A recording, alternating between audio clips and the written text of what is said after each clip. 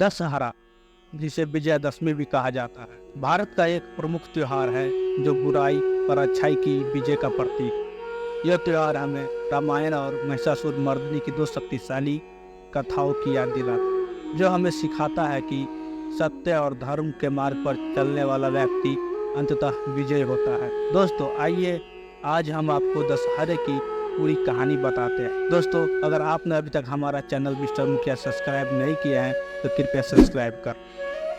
सबसे पहले बात करते हैं भगवान राम और रावण की महाकाव्य गाथा की। जब लंका के राजा रावण ने माता सीता का अपहरण कर लिया था, तब भगवान राम अपनी पत्नी को वापस लाने के लिए लंका की ओर।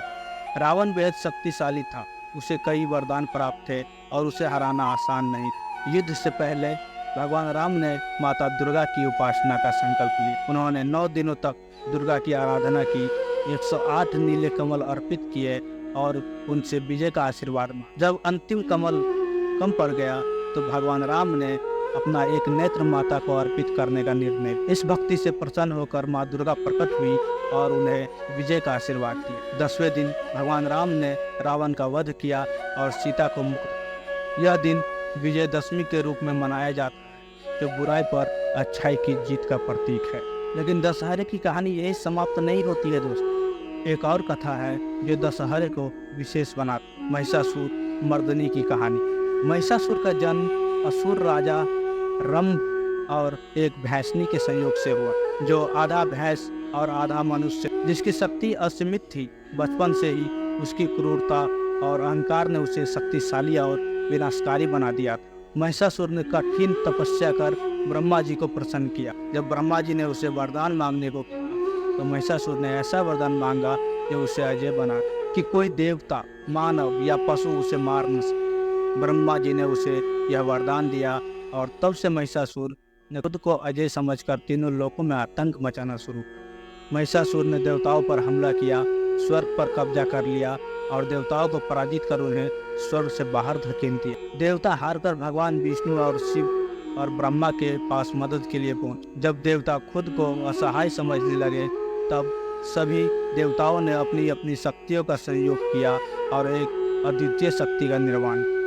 इस शक्ति से माँ दुर्गा प्रकट हुई। सभी देवताओं की शक्तियों से संपन्न और महिषासुर का अंत करने के लिए विशेष रूप से अवतरित हुई माँ दुर्गा सिंह पर सवार होकर युद्ध भूमि में पहुंची। उनके हाथों में कई प्रकार के शस्त्र थे जो देवताओं ने उन्हें दिए थे। महिषासुर ने अलग अलग रूप धारण करके माँ दुर्गा को धोखा देने की कोशिश की। कभी वो मानव बनता, कभी पशु, लेकिन माँ दुर्गा की दिव्य दृष्टि से कुछ भी छिप नहीं सकता।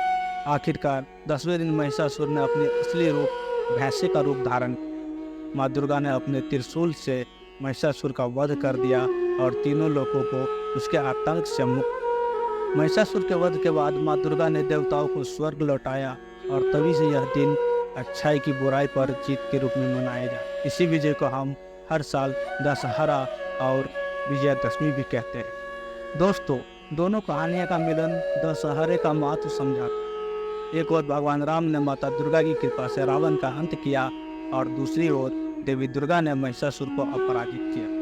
यह त्यौहार हमें सिखाता है कि चाहे बुराई कितनी भी शक्तिशाली क्यों न हो, अंत में सत्य, धर्म और साहस की जीत होती है। हर साल दशहरे के दिन रावण, मेघनाथ और कुंभकर्ण के पुतले जलाए जाते हैं, जो बुराई के अंत और अच्छाई की विजय का प्रतीक है। यह त्यौहार हमें सिखाता है कि सत्य और धर्म के मार्ग पर चलने वाले व्यक्ति को अंत में विजय प्राप्त होती है, चाहे चुनौती कितनी भी बड़ी क्यों न हो। तो दोस्तों, यह दशहरे की कहानी आप लोगों को कैसी लगी कमेंट बॉक्स में ज़रूर बताएं और ज़्यादा से ज़्यादा शेयर करें और हमारा चैनल सब्सक्राइब जरूर करें, ताकि आपको ऐसी ही रोचक कहानियाँ देखने को मिल सके। और वीडियो को लाइक ज़रूर करें।